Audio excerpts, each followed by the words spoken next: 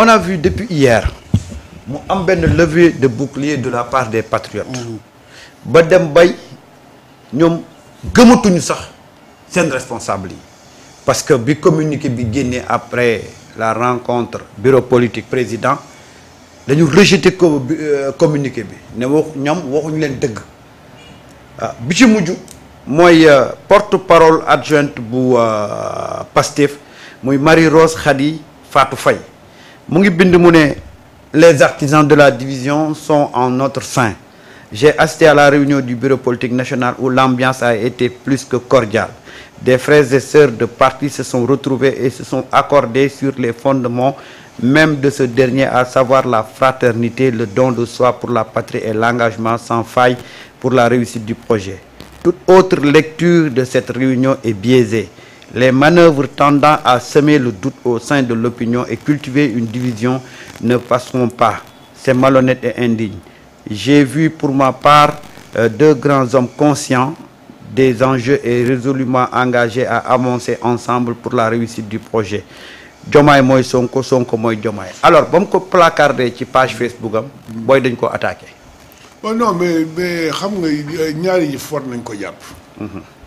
booy ñu attaqué c'est normal parce que déception bi dafa metti nag. dañ ko waxante dëgg. dafa metti. man ba tey laa la wax am na nga xam ne ay fan ba tey am na ñu ngi nekk ci stress. Ouais. C'est normal que nit ñi s'attendaient à ce que ñu ne voilà que bon kii ñii dañ leen di génne ci gouvernement bi comprendre lu ma la wax. parce que le problème c'est pas cordial fraternité. ànd ni projet bi la ñu wax. comprendre. que par exemple nit ñi retrouver dans la fraternité je salue ça dëgg je salue ça parce que ñun aussi dañu am suñu valeur culturelle. mais loolu taxunoo jóg. dañu bëgg affaire boobu mu arrêté ko xam lu ma la. waay Diomaye président bi na dagga. tout à fait. ministre yu mënul liggéey ak Ousmane Sonko nañu génn ci gouvernement bi. da nga nangu ñu dàq Abdourahmane Diouf. dama ne xaw ma Abdourahmane moo tax ma ne du ma personnalisé muy Abdourahmane Diouf muy keneen soo d'accord ak premier ministre tu ne peux pas parce que dootul am cohésion gouvernementale. tout à fait. Tu vois, le président nomme le gouvernement sur la proposition du premier ministre du dëgg sauf domaine réservé. mooy affaires étrangères machin et cetera. C'est ça la tradition de la Cinquième République qu'il calcule. Mais le chef du gouvernement même dans la forme mooy proposer. Ouais. Comprendre. C'est-à-dire que man par exemple pour la cohésion gouvernementale parce que équipe la mënoo défier le premier ministre. mënoo défier le premier ministre. te il a posé des problèmes. Il y a surfacturation. moo tax ñu dindi ko fii yóbbu ko fële en attendant. surfacturation. waaw supposée corruption. waaw. Bon, moi je n'entre pas dans tout ça, je reste politique. Moi je ne peux pas comprendre à moins que nga démettre le premier ministre. Mais quand il y a des problèmes, je l'ai vu en France, des ministres attaquer le premier ministre, mais foofu day fekk ñu nekk ci crise l'attaque. L'impossibilité d'avoir une majorité au Parlement. amul benn bloc. amul benn bloc à l'Assemblée bi nga xam ne moom rek. ñu koy saaga kenn di ci wax yaa ngi dégg ba ñuy def élection législative ñu attaqué cortège am kenn di ci wax il a fallu qu'il tape interpeller leen et ce que j'aime chez lui il fait toujours arbitrage day demander toujours peuple bi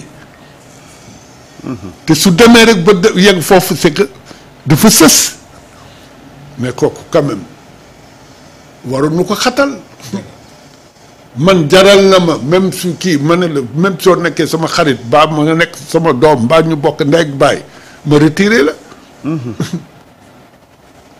à moins que tu présentes des excuses publiques voilà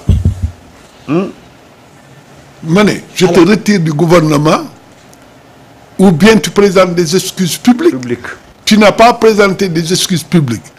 di jéem a jaay ay affaire toi machin et cetera intellectuel bon pas de justice des vainqueurs nous on n'est pas à Nuremberg. mais bu fekkee ne président moo koy may doole nag. loolu laa bëgg wax ma ne président su demee bay weccee ku mel noonu ak Ousmane Sonko y a problème. waaw ñu waxante dëgg. même déjà rek soo xoolee ci suñu cosaan suñu culture suñu diine ki nga xam ne quand même su dul yàlla. moom moo tax nga doon li doon de même yàlla ci moom la ko awle.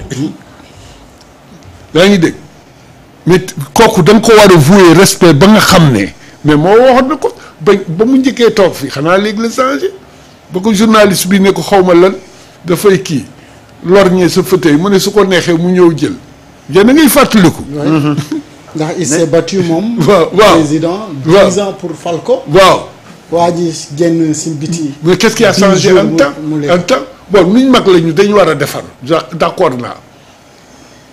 nous on n'est pas là damay analyse loolu laa wax man je ne suis pas là pour kii. mais très souvent doyen. Sénégal dañ lay wax góor sa wax ja moom président moo waxoon pexe tegu ko fi te du def benn pexe pour des ci pouvoir bi mais boo defee une lecture ci li nga xamante ni moom mooy xew ni dafa mel ni waa ji mu ngi ci ay pexe fi mu toll nii. loolu laa wax dama ne am na nga xam ne amuñu maturité politique. am na nga xam ne mënuñu def ay analyse politique parce que soo defee analyse politique nga xam ne le peuple sénégalais c'est un peuple nga xam ne dafa attaché ci lu ñuy wax éthique c'est-à-dire doo wor. Abdoulaye Wade sénégalais mu ngi génn ci moom xam nga lan ban phase moo tax sénégalais yi une partie alors que symbole la woon. ba mu ne waxeet. daañu defaral dugalal micro bi. waaw micro bi ci maa waxoon waxeet. waaw maa waxoon waxeet. maa waxoon waxeet. phrase boobu moo ko topp surtout mag mais yow ki nga xam ne dama lay wax ni que politique bu mu jaral yenn yi dangay ñëwaat ci suñu diine ak suñu aada. suñu diggante.